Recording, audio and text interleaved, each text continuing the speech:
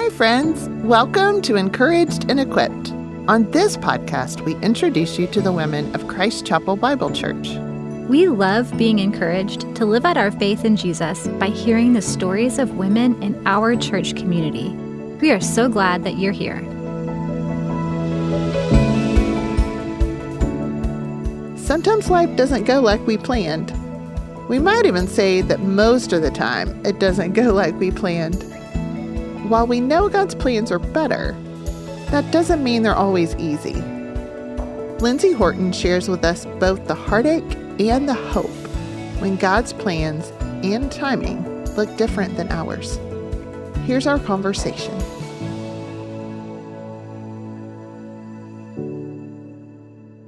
Hi, I'm Kathy here with my friend Lindsay, and we welcome you to Encouraged and Equipped. We are excited to chat today and to get to know Lindsay a little bit and be encouraged by her story. So, Lindsay, we love to start off every episode by asking, what is a little something that has brought you joy lately? So what's a little something that's brought you joy?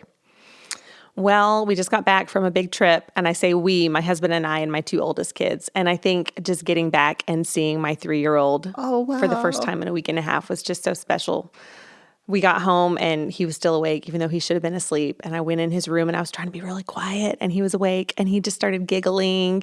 And he was just so excited to see us, and it brought me so much joy because I just missed him the week and a half that we were gone. What a sweet memory to have that with your child waiting for you to get back. Yes, that's so fun. So precious. That's so fun. Well, I love that you've started by bringing up your child, because I kind of would love for maybe you to kind of step back with us just as we get to know you a little bit and hear what God has done in your life. How would you describe yourself growing up? What were your interests? What were your passions? What were your plans for your growing up and for your future? Yeah, well, as a kid, I was always very self-motivated and driven. I wanted to do well at everything that I did, whether it was in sports or academics or whatever. Anything At all. I get it. Yes. Like my mom said when I was in kindergarten, I would come home and just sit down and do my homework. She said she never even had to tell me to do my homework. I just did it, which is, I would think, not usual for a 5-year-old, but that's just kind of my personality. And I just didn't feel like there was any room for failure. Like in my mind, success was the only option. You work hard, you do your best, and you do well. You succeed, right? Which I did pretty well at during my early years, my growing up years. Was involved in a ton of stuff and played sports and did well in school and just kind of always had just very driven, had plans for my future about what I was going to be and what I was going to do. And I was a go-getter. So what were your dreams? What were your plans for when you grew up? Well, my career plans changed as everyone's does. When I was in elementary school, when I was in first grade, I was going to be a first grade teacher. And then when I was in second grade, I was going to be a second grade teacher. And that's so sweet. Because whatever grade I was in was the best one. Okay, yeah, that teacher's the best. Yes. Right. So a teacher for a while. And then for a while, I wanted to be a marine biologist because I thought whales were cool. And I wanted to be a journalist for a long time. And then I worked at a newspaper in high school and realized I did not want to be a journalist. I was still, even going into college, I was still trying to figure out what I wanted to do. But I always, had this ambition that I was going to work hard and I was going to succeed and do well in life and, I don't know, be some power employee. I don't know. I was going to, I just had career ambitions that I wanted to do well, whatever I was doing. Yeah. And I know that as you got into your early 20s, some of those fun, unique opportunities happened. So tell me a little bit about what that looked like as you got to live out some of those dreams or ideas you had. Sure. Yeah. I got to do some really cool stuff when I was in my early 20s. I graduated from Baylor and I went and I love traveling. I've always loved traveling and backpacked around Europe, which was this big dream that I had saved for years and years and years so that I could go do this, which was amazing. And then I had this really cool opportunity to go to Washington, D.C. and work in the Bush administration, which I did and which was so much fun. I worked in legislative and public affairs and it was just exciting and Of course. I was just surrounded by a lot of energy and like 20, 30 something people who were driven as I was.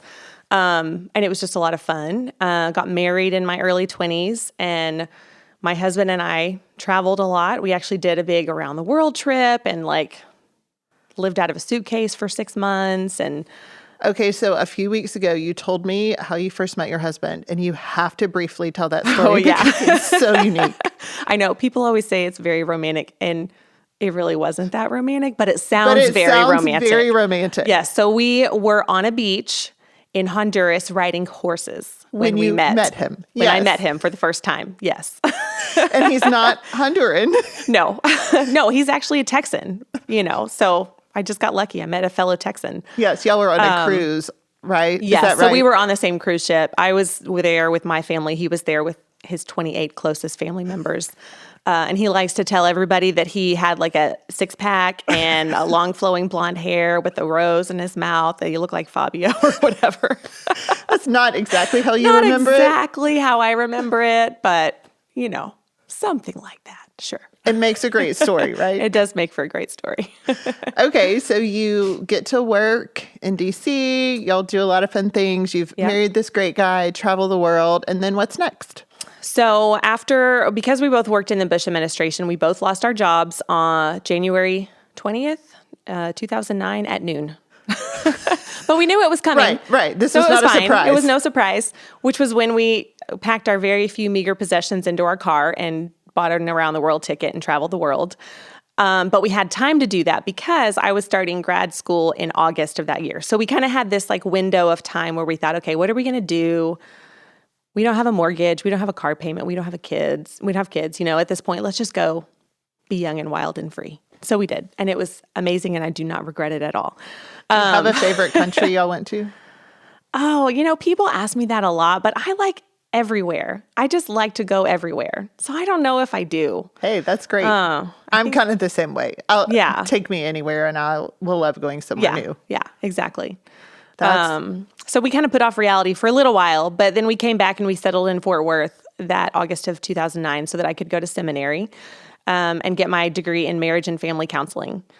And that was kind of a process getting me there. I felt like God was calling me to seminary, and I thought, oh my gosh, is this for real? And I talked to a lot of friends and family members, and everyone said, yeah, I'm not surprised by that at all.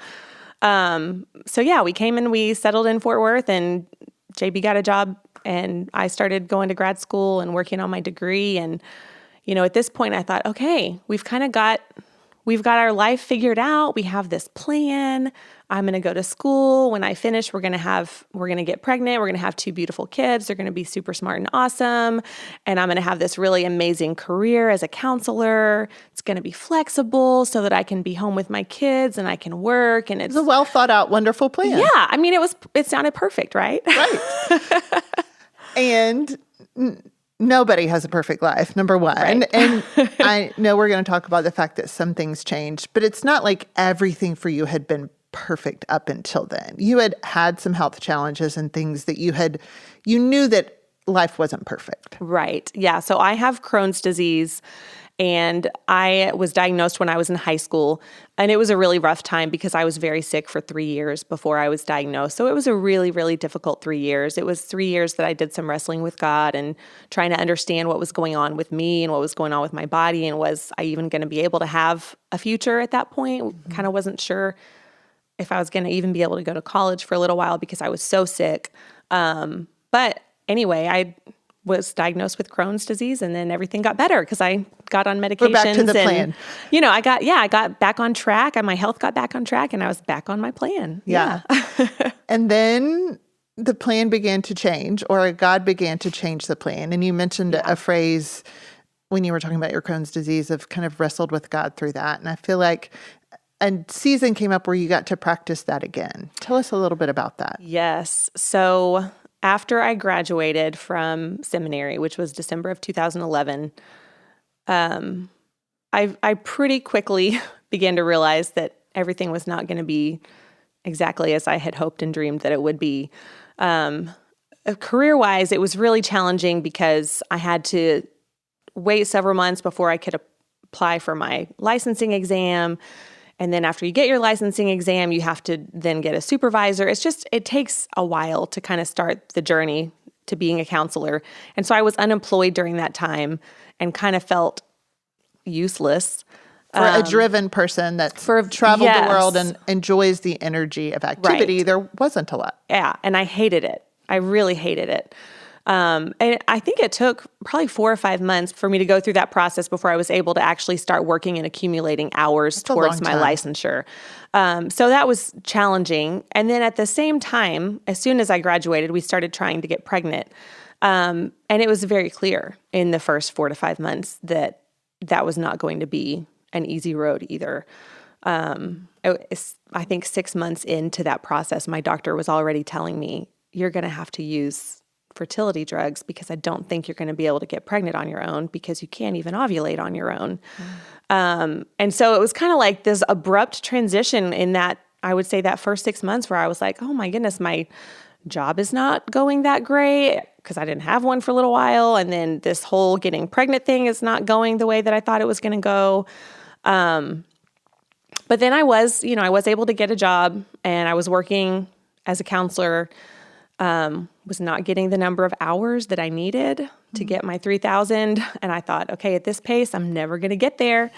So I took on a couple PRN jobs at some psych hospitals locally, so I could get more hours, which when you work at a psych hospital, you can absolutely get hours, but let's just say it ain't easy. Not at all. It's a tough job.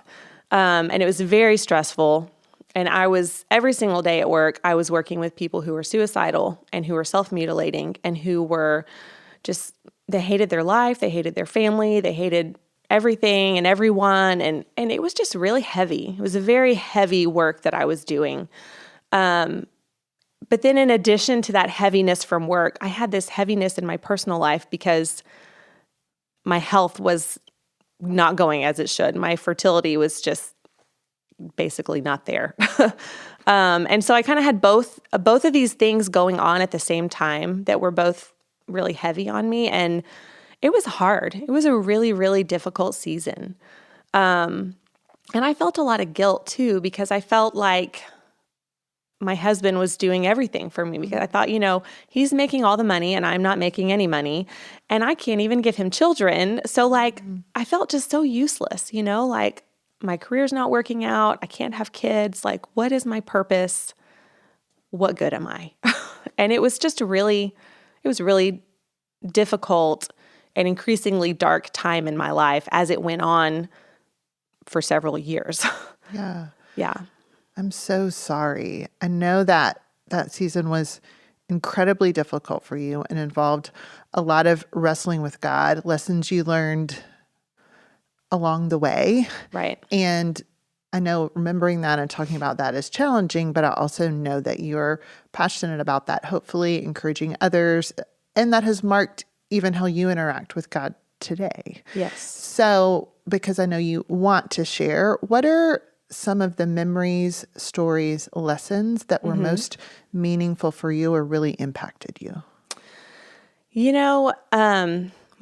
My communication with God through that time period was it was kind of like, I don't know, waves, maybe you could call it. I went through seasons where I was very intense in, my prayer and crying out to God, but then it wasn't happening and things weren't going well, so I got very angry with God, and I raged against God. There was a period of time during all that I was just so hurt and so angry and couldn't understand where he had brought me and why he had brought me there and why nothing was working out. And I raged against him. But it didn't change anything. I still was having all the same issues. And I felt that he was so distant from me. I couldn't hear from him. I wasn't feeling his presence. And I kind of got to this point where I thought, why am I even yelling at God? Like, why am I even bothering with that? This is not making any difference. Nothing is helping. And I was so angry at him that I just said, I'm just not going to talk to him anymore. And I didn't for a while. I just stopped talking to God, which is the absolute worst place that anyone can be. Not that raging at God is a good thing or yelling at him, but at least I was keeping that communication open with him. And praise God, he's very merciful and did not strike me with lightning. He is merciful, my yes. husband's also really grateful for that. I think there were probably a few nights he was like, I maybe need to go sleep somewhere else because that's pretty intense.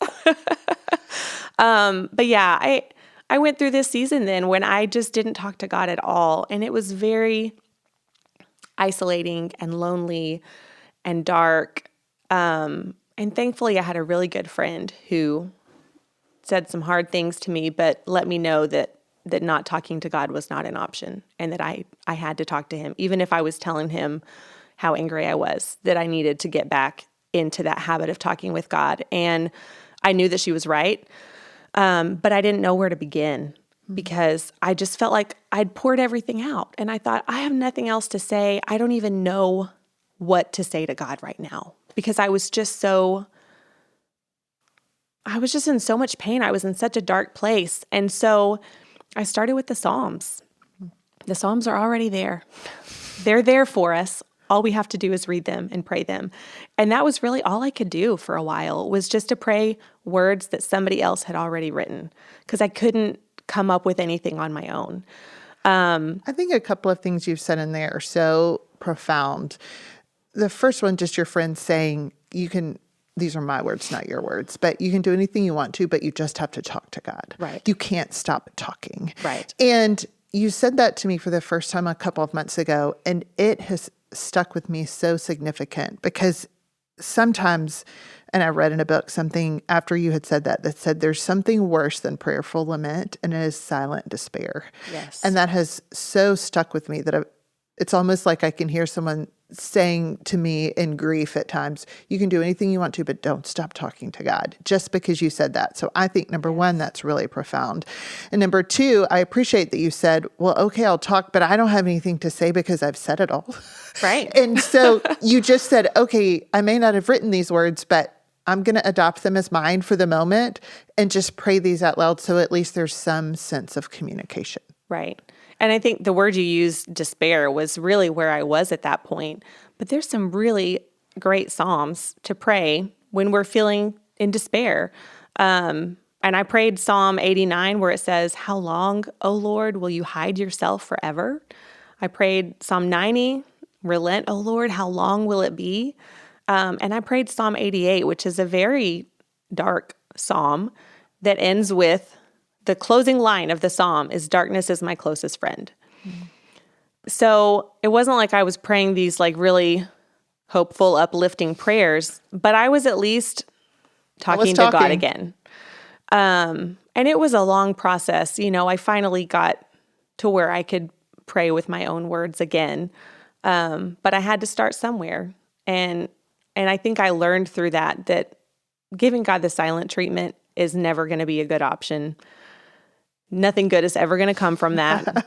That even if we're in the depths of despair, there are still words that we can say to God, and that He is big enough to handle all of that. He's big enough to handle all of our emotions, and He is loving and gracious enough to forgive us when we fall short in our words to Him. Yes. Yeah. He's so gracious. I know I've heard you say in time, there were a few things that kind of jumped out to you. And one was that when God is silent or appears to be silent to us, right, that He is still working. Tell me about that. Yeah. You know, I really could not see God working at all during this season of my life. And so, I mean, I think me, like most people, you know, if we can't see it, then we think it's not there or it's not happening. You know, if I can't see what God's doing, it just seems like, okay, well, He's not doing anything. But I learned through this season that God was working. He actually was doing a lot of work in me. Mm-hmm. That was hard work. It was painful work. I was convicted of so many things about myself during this season that were not really pretty things about myself.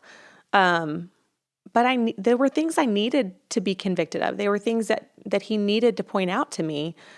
And if I was riding along, you know, on my normal, like, driven, successful I'm doing it all and pulling myself up by my bootstraps kind of self. Like I was never gonna see those things in myself unless I kind of had to come to a grinding halt and, I don't know, just see some really ugly things in myself that needed to be corrected. And I've heard you say as well that you learned not to hope for something, but to hope in God. You'd said to me that was one of the lessons that you walked away with. What does that mean to you? Yeah, it was a very gradual process of learning, but I learned through that time that I thought I was hoping in the Lord, but really what I was doing primarily was hoping for the things that God could give me. Say that again, because I think that's profound. That I thought I was hoping in the Lord, but really I was hoping for things that he could give me. We like to quote Jeremiah 29:11, that God knows the plans he has for us. And part of that is plans to give you hope and a future. But this hope that the Bible talks about is hope in the Lord, who has given us everything, who sacrificed himself for us, who's given us eternal love, eternity with him, peace, joy, all these wonderful things. But I was hoping for the right job. I was hoping for babies. I was hoping for success. I was hoping for my life to look like something out of a Pottery Barn catalog. And I learned during this time that my hope was totally misplaced. I was hoping for a lot of really great things in my life, and that's not what the Bible's talking about. The Bible never promises to make our life look like something from a Pottery Barn catalog. But we do have a lot of amazing promises in the Bible. We have hope in God's unfailing love. We have hope in God's future that he's promised us with him. We have hope of his power with us and in us, even when we're going through hard times. But I wasn't focusing on any of those things at that point. I was just hoping for some stuff that he could give me. And I think we can all, unfortunately, relate to that more than we might want to admit. And yes. I think it's also challenging, which this is a topic for another day, that sometimes we go through seasons where it may not look exactly like a Pottery Barn catalog, but we do get some of those things. And again, perhaps an episode for another day is we still want our hope to be in the Lord when he's given us some of those things that we have prayed for and desire. And I know that God did choose to give you children. Yes. And yet you love them and you're so grateful for them, but you still want your hope to be in the Lord, not solely in what he's given you. Right. Exactly. But I think sometimes when things are going so well, we just we look at the things that we have and not at this amazing God who's done so much for us. And when he took it all away, I didn't have any of those things to look at. I had to only look to him. I know that you have talked a little bit about how you look back and see some of the things God was doing, he was doing in you, part of that sanctification process. And so what was that like? What were some of the things that he began to show you in yourself? Or what did you learn as you were growing in sanctification then? Yeah. So one of the things I went through a lot of sleeplessness during this time. I was just awake all the time at night because I couldn't sleep. And I remember one night I got out of bed and I went downstairs because I was trying not to disturb my husband, but I thought I got to do something else here because I'm not sleeping. So I might as well get a book and read or something productive. So I go and I pull a book off the shelf that I hadn't read before. And it was John Eldredge, The Journey of Desire. Just kind of a random selection off of my shelf. But I sat down in the middle of the night and started reading this book and ended up reading the whole book. And it was just the right thing that I needed at the right time. I love it when God does that. I know. Isn't that amazing? But it talked about our desires and how sometimes our desires can kind of overtake us and we start to desire things more than we desire the Lord. And as I was reading that book, I really saw that I had placed this desire for motherhood on a pedestal, And I had made that the ultimate goal of my life. There was nothing higher. There was nothing I wanted more. That was my one and only thing that I wanted, that I was focused on, that I cared about. And it like hit me like a ton of bricks that was an idol in my life. And I was kind of shocked when I had this realization because, you know, you read children aren't bad things. Yeah, exactly. This is a good thing, you know, but desires for good things can still be idols in our lives if we desire those things more than we desire God. And it was hard for me to realize that. But it was also really good for me because then I could start praying about that. I needed things to pray for, right? I needed words to pray about. And I just started praying for God to get my desires in order in my life. Not that he was going to take away this desire that I had to be a mom. Like, that is a good thing. Sure. Obviously, God created women with the ability to have children and be moms. It wasn't a bad desire. It was just that I needed to desire God first. Because a lot of these things, all of these things that we hope for and that we dream for, they're never going to give us complete satisfaction. You know, I started to realize even if God gave me children, even if God gave me the perfect job, even if God gave me a ton of success and all kinds of money and whatever it is, even if God gives me all these things, those things are not going to satisfy me. You know, I would still be looking for the next thing. But if I find my satisfaction and joy in the Lord, then I will be content and at peace and satisfied. I won't have to keep looking for the next thing. And I started to realize that even as I still didn't have children, you know, I still wanted to have kids and it still wasn't working out for me, but God was like slowly showing me that was not the be all and end all. That wasn't the pinnacle of my life. And that wasn't going to bring me ultimate satisfaction and joy. I think that's really, number one, kind of you to share that with us. And number two, a really important insight, especially for the planners, achievers, driven, whatever. Because for a season that worked out for you. Yeah. You got some of that. And the Lord is kind enough to know that will never be enough for us. Right. Whatever the next thing is for us to achieve or attain that isn't in Him, eventually in some way, it will become unfulfilling or we'll crush and burn in it or try to hold it too tightly. Right. And that's a really key lesson for us to remember.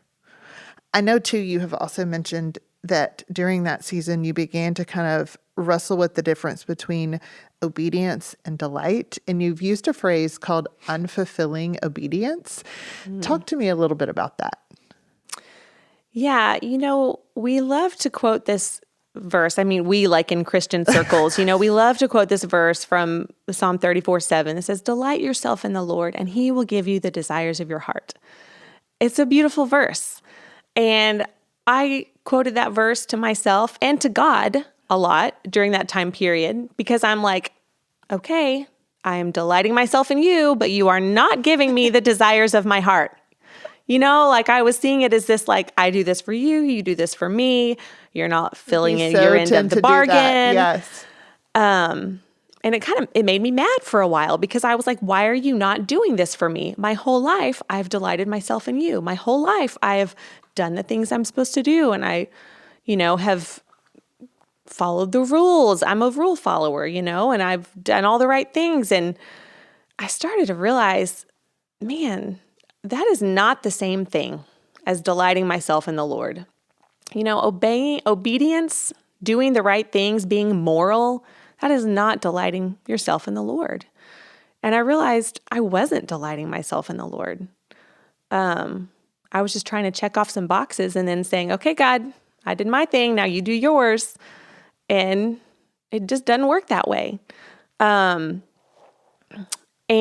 Psalm 147, verses 10 through 11, was meaningful to me during that time. It says, "His pleasure is not in the strength of the horse, nor his delight in the legs of the warrior. The Lord delights in those who fear him, who put their hope in his unfailing love."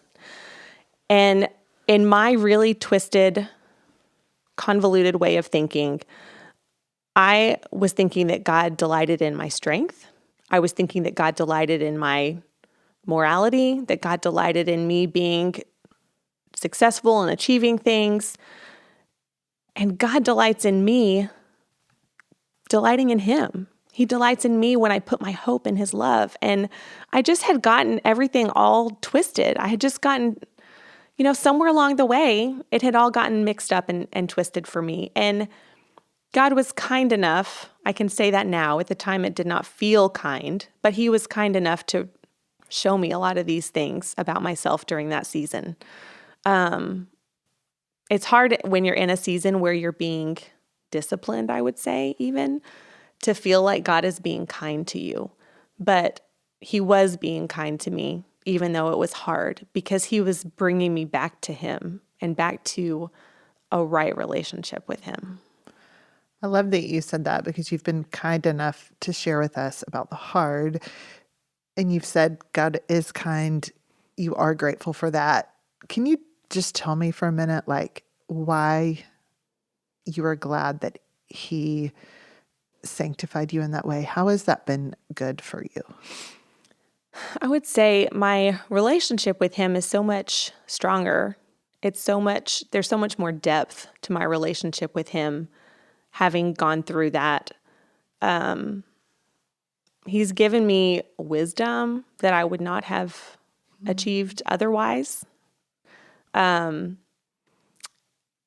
not even saying that I had a shallow relationship with him before, because I didn't. I had a very genuine relationship that someone at that age could have, but it's just a different level of knowing the Lord when he disciplines you and sanctifies you, and he just drew me closer to him.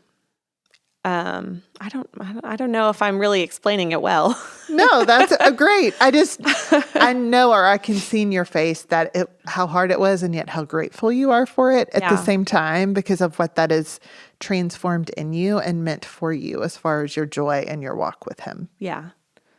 I know too, as we've shared, we all suffer, and we are all around people who are suffering, be it something, a desire unfulfilled, plans that didn't work out, some sort of medical difficulty. Unfortunately, we live in a world where there's suffering. In heaven there won't be, but on earth there is. And you have, I think, some examples of some, and I'm going to assume all the believers were well-meaning, but some believers who well-meaningly did some things that were hurtful for you, and some who well-meaning did some things that were helpful for you. The body of Christ is important. And so tell me a little bit about how the body of Christ helped, and at times maybe stung a little bit. Yeah, I think it's a really good question, because obviously we're surrounded by people who are suffering in one way or another at all times. And most of us are very well-meaning and we want to help, but we don't always know, we're not all eloquent and know exactly what to say at exactly the right time. And it can be hard. I realize that. But there were some things that were said and done that were really, really hurtful to me. About 1 year into the process, we'd been trying to get pregnant for 1 year. I decided that I needed to kind of open up and share. I really hadn't talked with anybody about it. We didn't tell people we were trying to get pregnant. We were pretty private about it, but I had been suffering silently, and I felt like it was time that I really needed to share that with some other believers and not suffer silently anymore. So at our small group one evening, I just shared with everybody that we'd been trying to get pregnant for a year, that it wasn't working out, that I was really struggling with that, and trying to figure out what our next steps were. And the response that I got that night was just so incredibly hurtful. As soon as I shared it, there was one man who started laughing and said, "Oh, ha, ha, ha, we sure didn't have that problem," because he and his wife had gotten pregnant in 2 seconds, I'm so sorry. And so he started laughing and telling me that they didn't have that problem. And then someone else immediately chimed in and said, "It's not a big deal. You're young, you shouldn't be worried about this because it's just not a big deal." And then another man chimes in and points across the room and says, "Oh, look, did y'all see there's a gecko over there?" And then they just totally changed subjects. Never came back to it, never addressed it again. There was only one person from that entire small group who even brought it up again to me.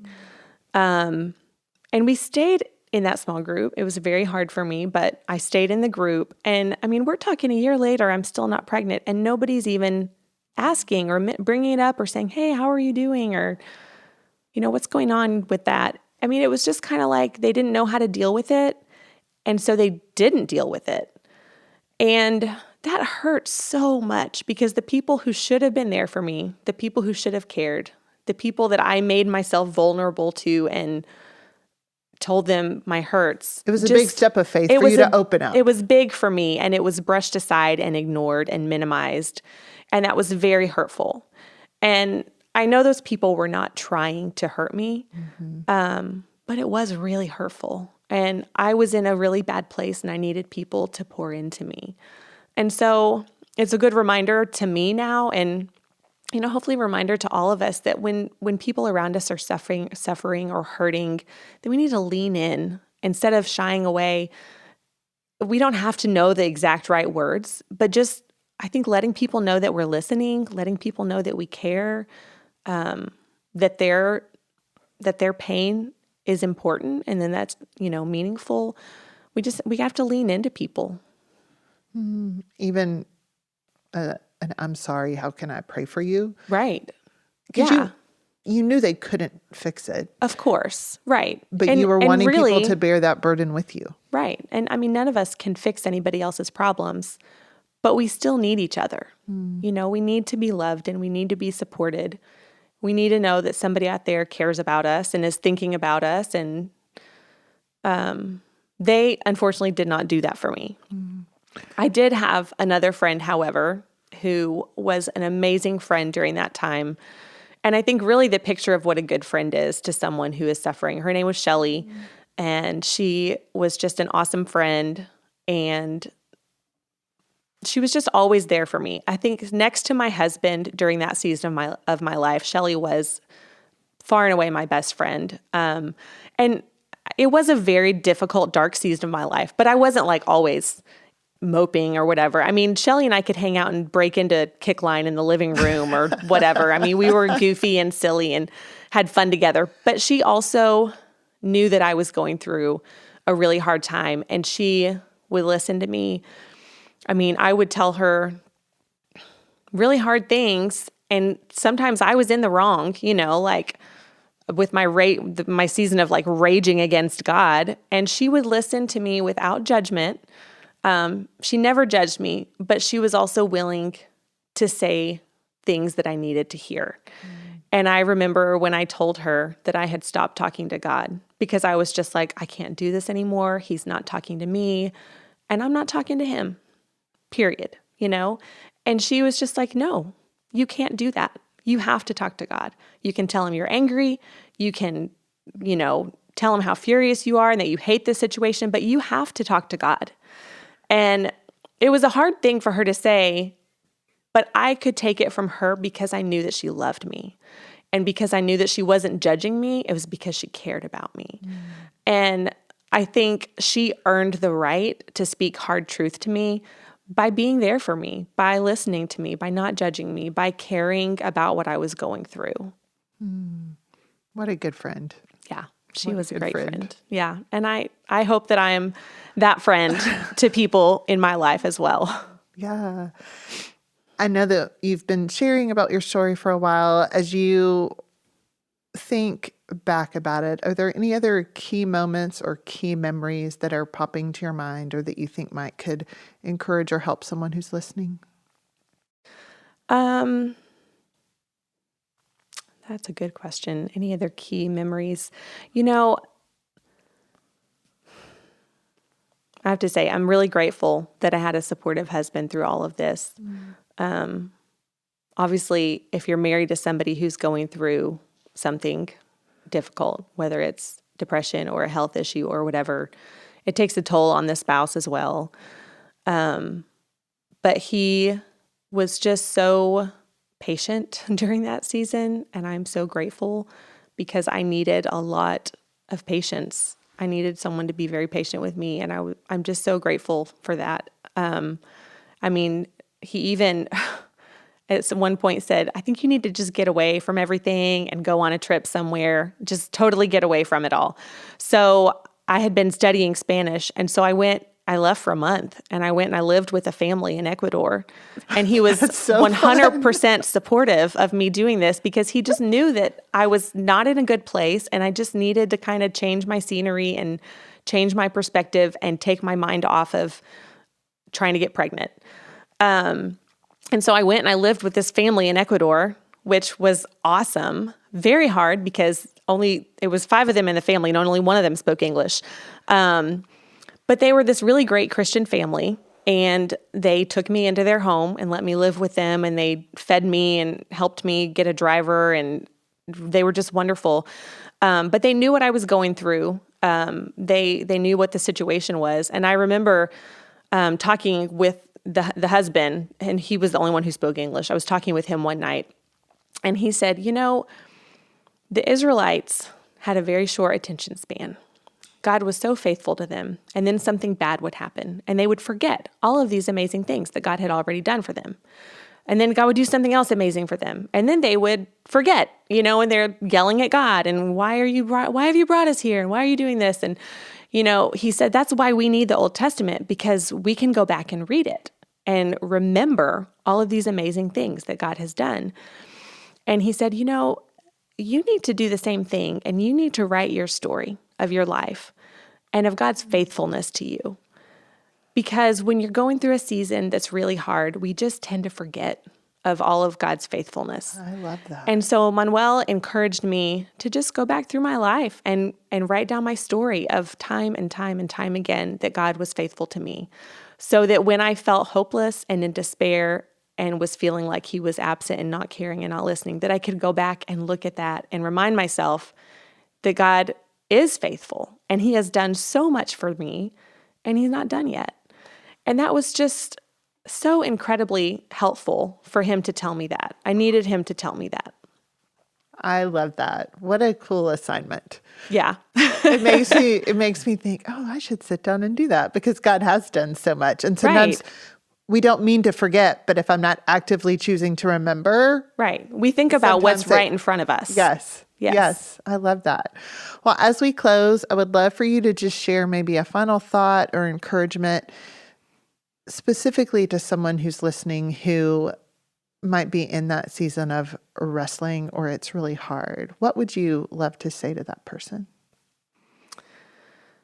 I would love to say, hold on, don't let go. When we're in that season, it just seems like it's never, ever, ever going to end, and that nothing good is ever going to come afterwards. But Ecclesiastes talks about seasons and how there's a season for everything. And we do go through seasons in our life, and some of them are very, very, very hard. But it's a season, and God is faithful, and he is still fighting for us and loving us and working in us when we can't see it, when we can't feel it. So we just have to hold on sometimes. And to find, even if it's just that one faithful friend, even if it seems like nobody else is on your side, if you can just find one faithful friend who will love you and speak truth to you and keep you moving in the right direction, then that I think is so key and so important.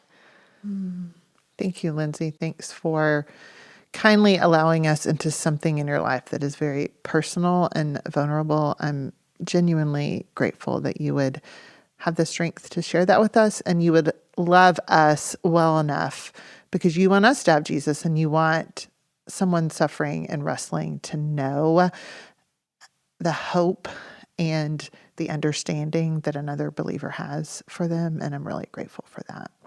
Thank you for letting me share. This is really the first time that I've ever gone into depth in this story of infertility in that season of my life. But my friend Shelly, the same friend who told me I couldn't stop talking to God, once told me that God doesn't waste anything.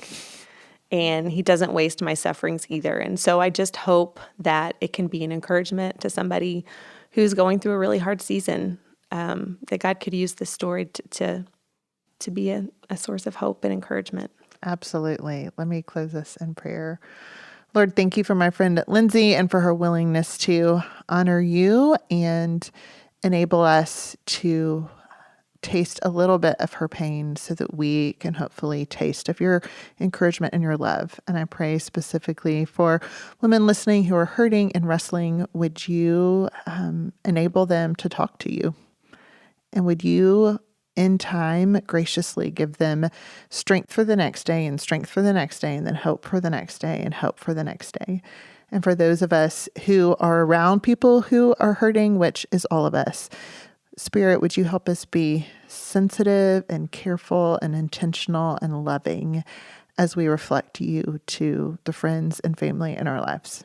In Jesus' name we pray. Amen. Amen.